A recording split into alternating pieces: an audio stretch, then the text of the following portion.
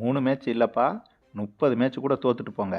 ஆனால் ஜெயிச்சா இப்படி ஜெயிக்கணும் அப்படின்னு நம்ம சிஎஸ்கே அணி ஒட்டுமொத்த உலகத்துக்கே இப்போ பாடம் சொல்லி கொடுத்துருக்காங்க.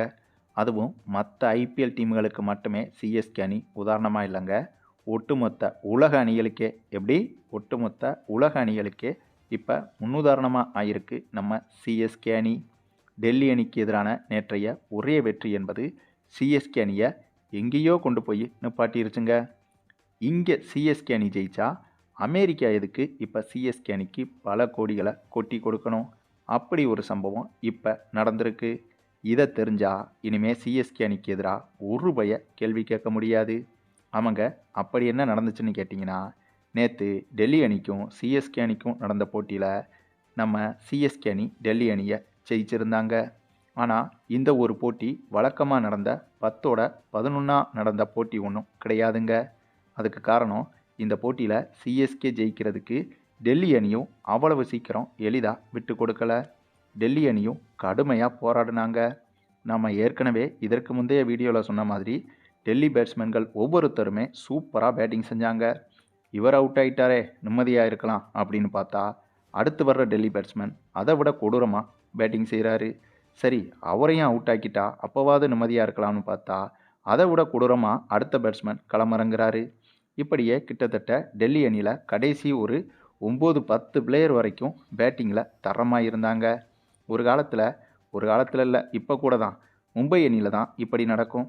மும்பை அணியில் 11 பிளேயர் இருப்பாங்க. அதில் 10 பேர் பேட்டிங் பண்ணுவாங்க. கடைசியாக இந்த பும்ரா மட்டும்தான் பேட்டிங் சரிவர பண்ண மாட்டார். ஏன்னா வழக்கமாக மும்பை அணியை எடுத்துக்கிட்டிங்கன்னா 6 பேட்ஸ்மேன் இருப்பாங்க, 4 ஆல்ரவுண்டர் இருப்பாங்க, ஒரே ஒரு பவுலர் இருப்பார். ஆக மும்பை அணியை பொறுத்தவரை கடைசி பேட்ஸ்மேன்கள் வரைக்கும், அதாவது 10வது பிளேயர் வரைக்கும் சூப்பராக பேட்டிங் செய்வாங்க. இப்போ பத்தாக்குறைக்கு இந்த இம்பேக்ட் பிளேயர் ரூல்ஸ் வேறு வந்துருச்சுங்க. ஆகவே 10 பிளேயருக்கு பதிலாக கிட்டத்தட்ட அம்பையரோடு சேர்த்து 13-14 பிளேயரு மும்பை அணிக்காக கடைசி வர போராடுவாங்க. அப்படித்தாங்க இப்போ டெல்லி அணியும் கூட இந்த சீசனில் வலுவாக இருக்காங்க. அந்தளவுக்கு 230-240 ரன் அடித்தாலும் டெல்லி அணி ஈஸியாக சேஸ் பண்ணிட்டு போயிடுறாங்க. அதனால தான் புள்ளிப்பட்டியலில் டாப் 4ல் டெல்லி அணி இருக்காங்க. அப்படிப்பட்ட ஒரு வலுவான டீமுக்கு எதிராக இந்த சீசனில் கடந்த 3 போட்டிகளில் தோத்துட்டு வர்ற ஒரு அணி இந்த போட்டியில் களமிறங்கினாங்க. ஒரு பக்கம் இந்த சீசனில் முழு ஜாம்பவனாக இருக்கும் டெல்லி அணி, இன்னொரு பக்கம் தொடர் தோல்விகளை சந்தித்து அவுட் ஆஃப் ஃபார்மில் இருக்கிற சிஎஸ்கே அணி. இந்த 2 அணி மோதுற இந்த ஒரு போட்டியை அமெரிக்காவில் அதிகம் பேர் நேற்று பார்த்துருக்காங்க.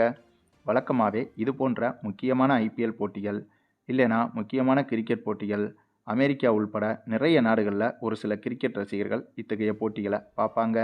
ஆனால் நேற்று நடந்த நம்ம சிஎஸ்கே வெர்சஸ் டெல்லி அணிகள் மோதிய போட்டியை மட்டுமே அமெரிக்காவில் வழக்கத்தை விட அதிகமான பேர் பார்த்ததா புள்ளி விவரங்கள் கூறுது.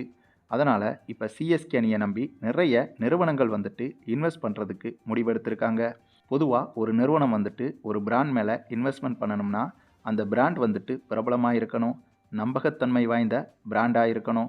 அப்படி இருந்தால் மட்டும்தான் பெரிய பெரிய நிறுவனங்கள் அங்கே இன்வெஸ்ட்மெண்ட் பண்ணுவாங்க. இப்படி இருக்கும்போது நேற்று போட்டியில் தொடர் தோல்வியை சந்திச்சுட்டு வந்த சிஎஸ்கே அணி, அதுவும் அவுட் ஆஃப் ஃபார்மில் இருக்கிற சிஎஸ்கே அணி டெல்லி அணியை கடுமையாக போராடி வீழ்த்திய இந்த ஒரு போட்டியை அமெரிக்காவில் நிறைய பேர் பார்த்துருக்காங்க. இது சிஎஸ்கே அணி மீதான அந்த பிராண்ட் வேல்யூவை அதிகப்படுத்தியிருக்கு. அது மட்டும் இல்லாமல் சிஎஸ்கே அணியை ஒரு நாட்டோட அணியாகவும் ஒரு மாநிலத்தோட அணியாகவும் பார்க்காம குளோபல் டீமாக பார்க்கப்படுது. அதுக்கு காரணம் ஐபிஎல் டீம் உள்பட இன்டர்நேஷ்னல் டீமை எடுத்துக்கிட்டாலும் சரி, இல்லை இந்த உலகத்தில் உள்ள மற்ற எந்த நாட்டு உள்ளூர் கிரிக்கெட் டீமை எடுத்துக்கிட்டாலும் சரி, அப்படிப்பட்ட அனைத்து அணிகளுக்கும் ஒரு முன்னுதாரணமான அணி சிஎஸ்கே அணியை சொல்லலாங்க. இது அதிகப்படுத்தி பெருமையாக பேசுகிற மாதிரி தெரிஞ்சால் கூட சிஎஸ்கே அணிக்கு இருக்கிற ஒர்த்துக்கு பெருமையாகவே பேசலாங்க. அதுக்கு காரணம், இது போன்ற ஒரு அணிக்கு அமெரிக்கா போன்ற நாடு இத்தனை கோடிகளை அள்ளி கொடுத்ததா சரித்திரமே கிடையாதுங்க. ஆகவே சிஎஸ்கே அணிக்கு மட்டும்தான் அமெரிக்காவே தேடி கோடிகளை கொட்டி கொடுத்துட்டு இருக்கு. அதனால் சிஎஸ்கே அணிக்கு மட்டும்தான் பெருமை பீத்தி கொள்றதுக்கு தகுதியும் இருக்குது. அமெரிக்காவில் இப்போ என்ன நடந்துச்சு அப்படின்னு கேட்டிங்கன்னா, நேற்று இந்த போட்டியை அமெரிக்காவில் நிறைய பேர் பார்த்ததால் சிஎஸ்கே பிராண்டு மேலே மற்ற பிராண்டுகள் மற்ற நிறுவனங்கள் போன்ற அமெரிக்காவை சேர்ந்த நிறைய நிறுவனங்கள் இன்வெஸ்ட்மெண்ட் பண்ணுறதுக்கு தயாராகிட்டாங்க. கிட்டத்தட்ட சிஎஸ்கே பிராண்ட் மீது 278 கோடி வரையிலுமான இன்வெஸ்ட்மெண்ட் என்பது நடக்கப் போகுது.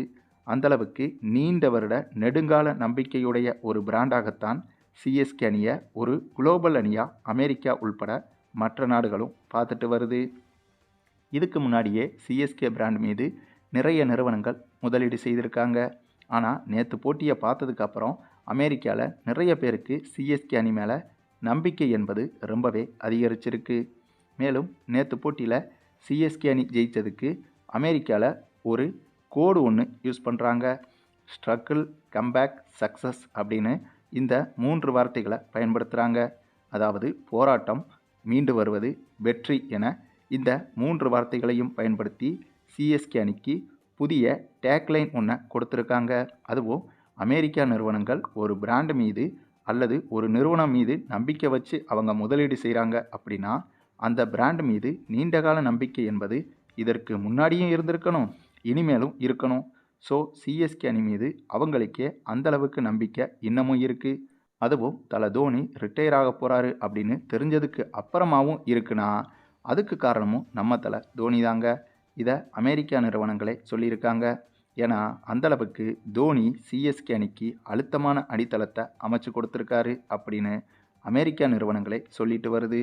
அதனால் கிட்டத்தட்ட நேற்று ஒரே போட்டியில் சிஎஸ்கே அணி ஜெயித்ததால் 14 தடவை ஐபிஎல் கப்பை ஜெயிச்சா எவ்வளவு சிஎஸ்கே அணிக்கு பரிசு தொகை கிடைக்குமோ அந்தளவுக்கு நேற்று ஒரே போட்டியில் ஜெயிச்சுட்டு கிட்டத்தட்ட 280 கோடி வரையிலான இன்வெஸ்ட்மெண்ட்டை சிஎஸ்கே பிராண்டுக்கு சிஎஸ்கே அணி கொண்டு வந்து கொடுத்துருக்கு.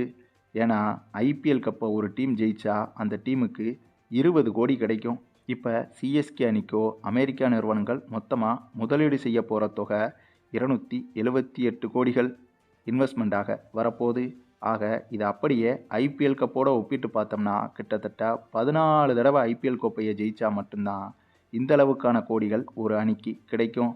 ஆக மொத்தம் மற்ற அணிகளெல்லாம் 16-17 போட்டிகளில் விளையாடி ஐபிஎல் கப்பை ஜெயிச்சா மட்டும்தான் அந்த 20 கோடியே கிடைக்கும். ஆனால் நம்ம சிஎஸ்கே அணிக்கு சாதாரணமாக ஒரு போட்டியில் ஜெயித்ததுக்கு கிட்டத்தட்ட 14 வருஷத்துக்கான ஐபிஎல் கோப்பைக்கான பரிசு தொகை என்பது நேற்று நடந்த இந்த ஒரே போட்டியில் ஒரே நாளில் வரப்போதுங்க. அதுதாங்க நம்ம சிஎஸ்கே அணியோட கெத்தே. ஆக இனிமேல் நம்ம சிஎஸ்கே அணியை யாராவது குத்தம் சொன்னாங்கன்னா அப்படி சொல்கிற அவங்களோட அணி சிஎஸ்கே அணியை கம்பேர் பண்ணும்போது அம்மன் ஜல்லிக்கு கூட பிரயோஜனம் இல்லை அப்படிங்கிறது தான் உண்மை. ஆக மொத்தம் இனிமேல் சிஎஸ்கே அணி இந்த சீசனில் ஜெயிச்சா என்ன, ஜெயிக்கலைன்னா என்ன, நமக்கு இல்லைங்க. சிஎஸ்கே ஓனரை பொறுத்த வரைக்கும் அவர் அப்படித்தான் நினைப்பார்.